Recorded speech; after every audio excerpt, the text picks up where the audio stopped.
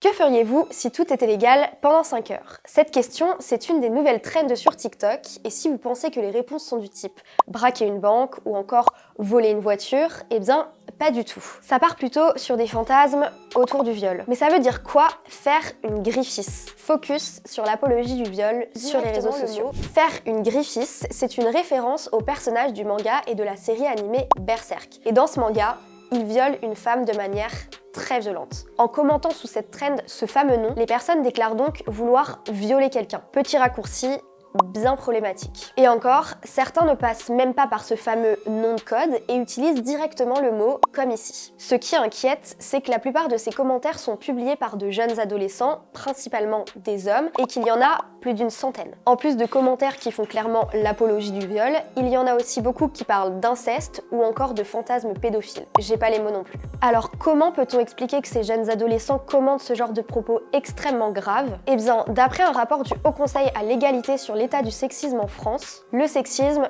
ne recule pas en France. Au contraire, certaines de ces manifestations les plus violentes s'aggravent et les jeunes générations sont les plus touchées. Tout ce sexisme est lié à de nombreux stéréotypes bien ancrés dans notre société. Il existe encore la croyance que les filles ne maîtrisent pas leurs émotions ou alors que les garçons auraient des pulsions qu'ils ne sauraient pas contrôler. Et ce sexisme est alimenté par le cinéma, par les séries, par les livres, etc.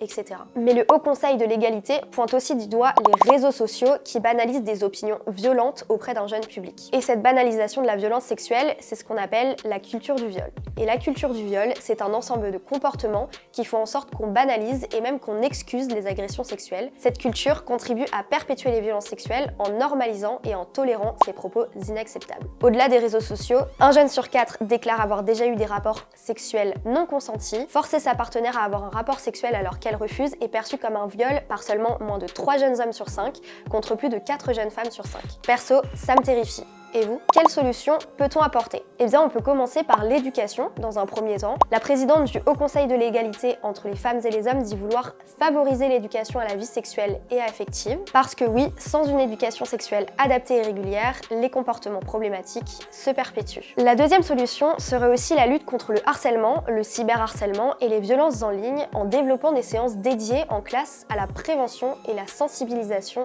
de ces violences. Bref, qu'est-ce qu'on attend? En tout cas, si vous voyez des commentaires sur les réseaux sociaux aussi problématiques ou alors des vidéos qui reprennent cette fameuse trend, n'hésitez pas à les signaler. Bon, c'est fini pour aujourd'hui. Dites-nous en commentaire quel sujet vous voudriez qu'on aborde dans le prochain épisode de Focus. Bye!